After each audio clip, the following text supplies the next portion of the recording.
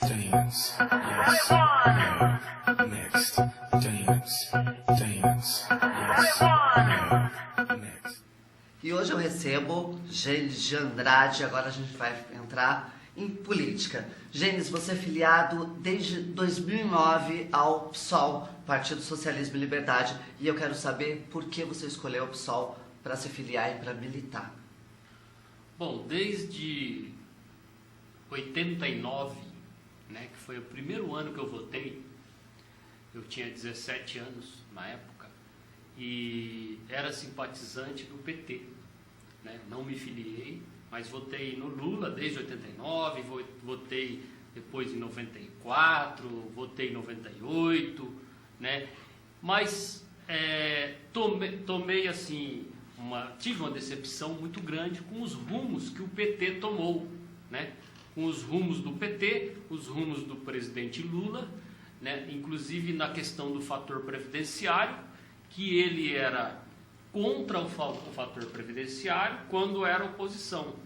Quando ele passou a ser presidente, ele ficou a favor, e inclusive surgiu daí um mensalão para votar e aprovar o fator previdenciário, que prejudicou muita gente sobre a aposentadoria, né? O próprio Lula falava, mas o Fernando Henrique aposentou com 35 anos e quer que as pessoas aposentam com 70, 80, 90, né? O Lula tomou o mesmo rumo. Não só isso, como tudo, como financiamento de campanha, o PT se vendeu, o PT tomou os mesmos rumos do PSDB, do PMDB, do DEM. Então, diante disso, eu nunca quis me filiar a um partido nenhum, e em 2009 fui convidado por um amigo, né, e me filiei. Inclusive aqui em Taubaté, o Fernando Borges, que é uma pessoa muito próxima, que inclusive também comecei a militar aqui no PSOL, em Taubaté, e vi que o PSOL é um partido totalmente diferente, né, que não se vende, não aceita doações de empresários, empreiteiros, né, de banqueiros, não se coliga a qualquer custo, né? A gente vê aí coligações que a gente fica espantado, né? Fala assim, nossa, mas até ontem a pessoa falava mal daquele, hoje está coligado, estão juntos, né? Você fica assim impressionado. E o PSOL é um partido que eu acredito, um partido que estou desde 2009 e não pretendo sair não, porque ali eu me encontrei e acredito. Você é de Campinas e você veio para Taubaté há alguns anos. Você sempre foi uma liderança dentro do sindicalismo e dentro da questão dos agentes penitenciários, mas aqui na cidade você era uma figura um tanto quanto desconhecida. Eu quero saber de você o seguinte, é uma pergunta que vem desde a campanha eleitoral. Por que você foi escolhido pelo PSOL para ser candidato a prefeito de Taubaté? E por que o partido não quis figuras mais conhecidas como o próprio Fernando Borges? Por que Gênesis de Andrade?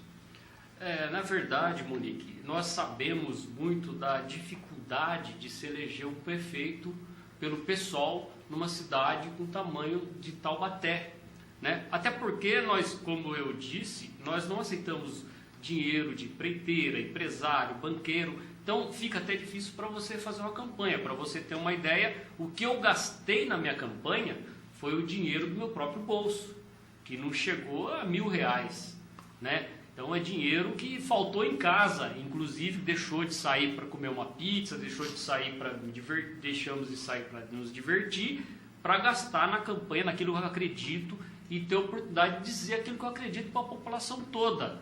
E outras pessoas mais conhecidas, mas talvez teriam chance de nos representar na Câmara Municipal, sendo candidato a vereador. E a minha candidatura foi escolhida pela própria base, que nós, através de uma convenção, e escolheram, acharam até que eu poderia representar o partido à altura, mesmo sabendo... Foi uma estratégia política. Sim, e uma missão minha, né? Mesmo sabendo de não ter de ter uma dificuldade muito grande de se eleger, eu assumi essa missão que me colocaram, que me deram a missão. Falando assim, não, Jesus, queremos que você saia candidato, já que...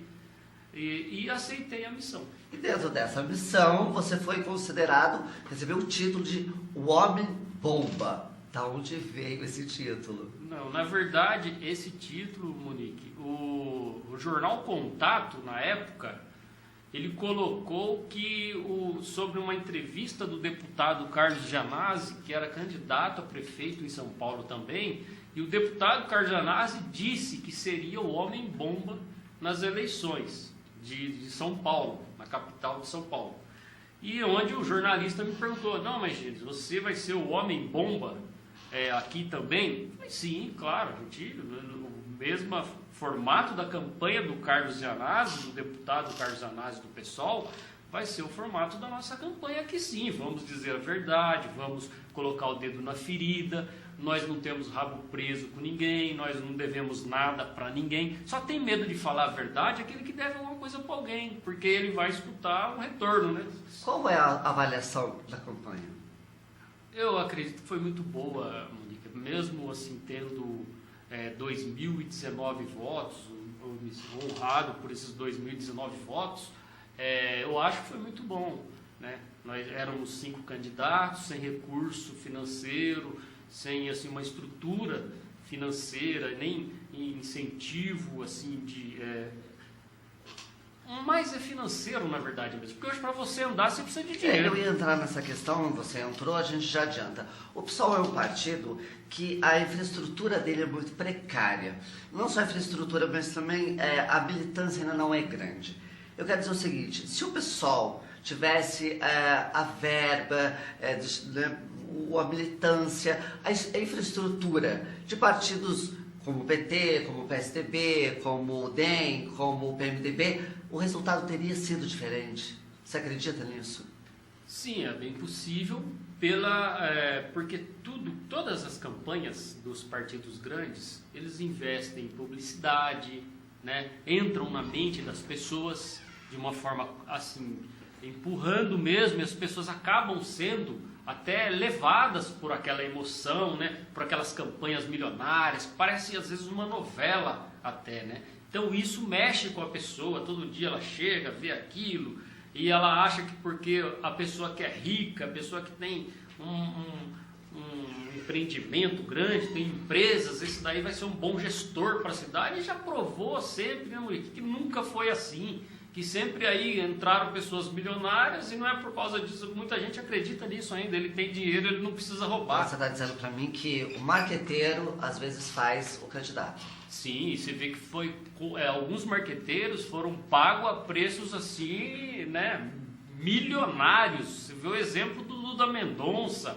que inclusive aqui em Taubaté tinha um discípulo dele fazendo uma campanha de um candidato aqui do PSDB. Então faz diferença sim. Você, além não só disso, como tem candidatos que tiveram 500 pessoas com bandeiras, gastando 7 milhões de reais, muitos acabam vendendo voto, né, a troco de uma cesta básica, de um milheiro de tijolo, de telhas, de vidros, de várias formas as pessoas acabam sendo compradas. Infelizmente, né, às vezes até aquela pessoa necessita, eu já vi pessoas de necessitar e falam assim, olha, Jesus, eu preciso, eu vou trabalhar na campanha do fulano porque ele vai me pagar um salário mínimo cada mês desses 3 meses.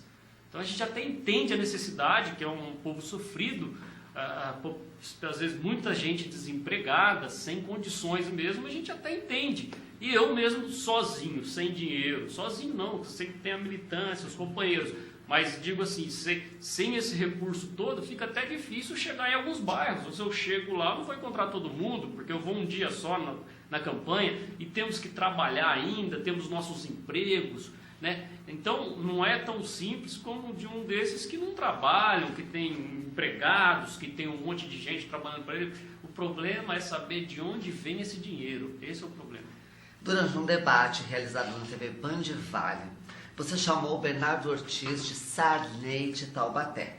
Bernardo Ortiz, pai na época candidato e hoje prefeito Ortiz Júnior. Você não acha que você pegou um pouco pesado nessa declaração, não? Não, eu peguei leve até, né? Se formos analisar, o Sarney ainda conseguiu lá, da forma dele espúria, de forma escusa, chegou como a liderança no Senado, né? Agora o Bernardo Ortiz, o pai do Bernardo Ortiz Júnior, ele conseguiu ser presidente da Fundação de Educação, né? Além de prefeito da cidade, mas eu acredito que é dessa forma mesmo, Murico, porque é no mesmo jeito, da mesma forma, é como se fosse um coronel da política, né? E as pessoas às vezes até acreditam, falam assim, não, mas o Bernardo Ortiz foi um excelente prefeito, né? Acreditam, enquanto nós estamos numa cidade rica, que tem um dos PIBs maiores do país, né? Que tem muitas empresas, então muitos prefeitos eles podem fazer obras e serem vistos por uma boa parte da população como